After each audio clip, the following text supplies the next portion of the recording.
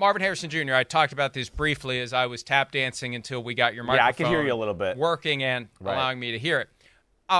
Look, you know how I am. I raised the point that somebody texted me over the weekend that the NFL needs to make all combine activities mandatory in the next CBA, and it's like, you're probably barking up the wrong tree by raising it with me, because I've been waiting for guys who are top prospects to say, I'm not doing it. I don't need to do it. I don't even need to come. I think it's just a matter of time before one of these guys says, I'm not going to your dog and pony show without an appearance fee. Why? Why do I need to be there? I don't need to be there. I'm the first pick, or I'm the top receiver, or I'm the top whatever. I don't need to come there. I've put in my time. I've created my film. You either want me or you don't. And if you don't, one of your competitors will take me. I'm not coming. Yeah, I hear you there. And I don't think we're far away from, that spot of where we're seeing players play the game a little differently, approach it more like a business than we've ever seen before. And I think this year was probably the biggest year we've seen that, especially with Caleb Williams' stands, certainly, right? Now, where I'm okay with that, yes, that's good. But I think more times than not, having maybe that type of attitude you're talking about totally there would be, one of those where I'd go, don't bite off your nose despite your face a little bit. Now, like Marvin Harrison Jr., guys that, to your point, are top 3, top 5 players in the draft, and it's kind of unanimous, sure, they can get away with that. They can. But I don't know if the rest of the draft could get away with that, or it's always going to make people feel comfortable. There is something to be gleaned about that, right? We saw that this weekend. You could have had a different thought about one of these kids. We got to meet one of them on Friday. Whoa, he's more impressive than I thought. Whoa, he really knows football. He impressed me. Oh, he's a different guy than maybe my scouts led me to believe, or whatever else. Now I do feel comfortable about drafting that guy in the first round. So there is value in doing that. But again, there can be ways you can get screwed over in doing that too, and picked apart too much, especially if you feel like maybe I'm not the best communicator, talker, whatever else. And I don't know what Marvin Harrison Jr.'s reasons were, but he's a phenomenal player, and he is one of those few guys that's in a position right now to go, it doesn't really matter what I do, I'm the man on the field, and I think most people will be able to bite the bullet on that.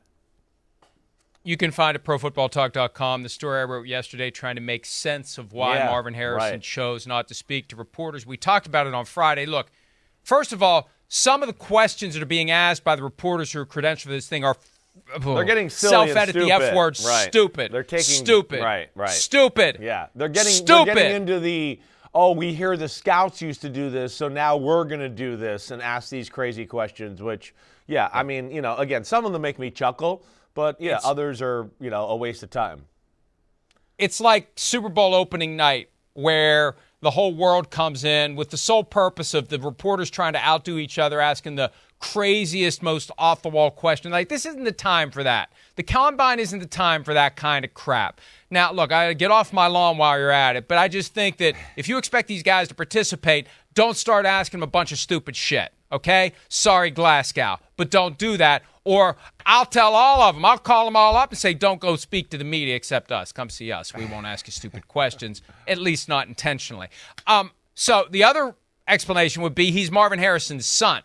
Marvin Harrison is the guy who never spoke. Yes. So it might be as simple as that. I think Marvin Harrison Jr. is going to be just like Marvin Harrison. The apple is not falling far from the tree, and he isn't going to speak. The third reason, Chris, he's got a strategy he doesn't want to be asked about. Now, this is where my own bias comes into play. We talked about this a little bit on Friday.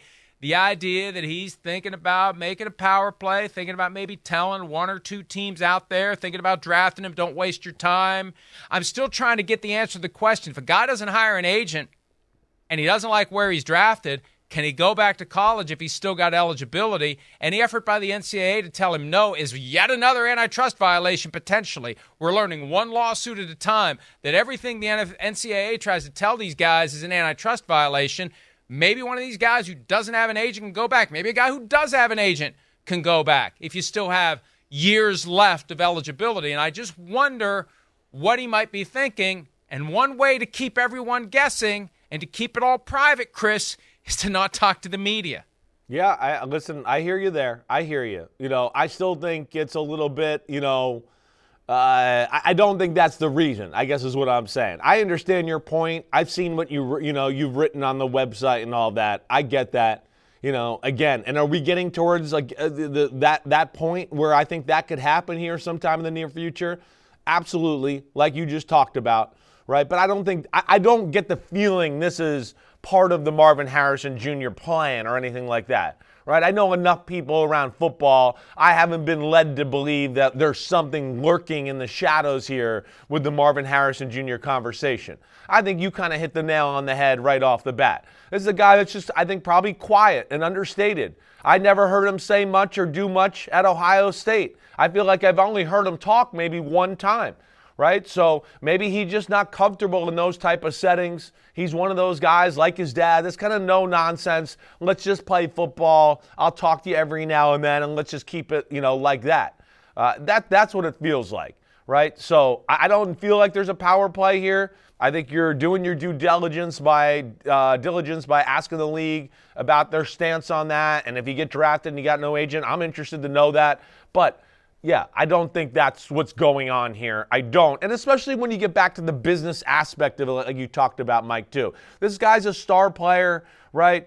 Again, I know Arizona is not like Michael Bidwell is not the top owner in football in the organization. They're just getting out of making you pay for your lunch and crap like that or one of the damn meals. I hear you. But still, you want to get paid, you want to get going that way, you need to get in the NFL, start making money that way, and get to that second contract like you talk about. That's the quickest way to become a big-time moneymaker in this world right now as far as athletics are concerned.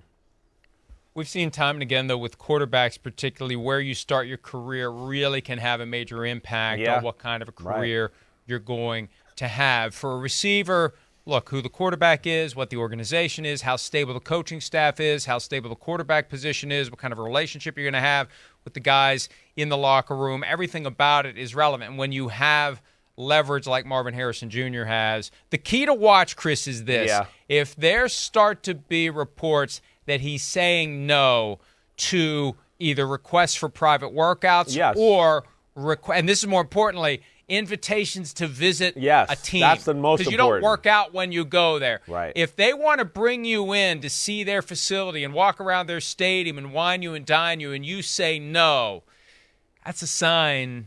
That's a sign. Yeah. That this 100%. Guy isn't interested in coming to work for you. No, 100%. There is that. And, hey, to your point, I've been in places before. I'm not going to name the player or do any of that, right? At the end of my career or even when I was working in New England where there was a few guys, right? New England one year I was working there. We had picks kind of late 20s, right? It's the Patriots as usual.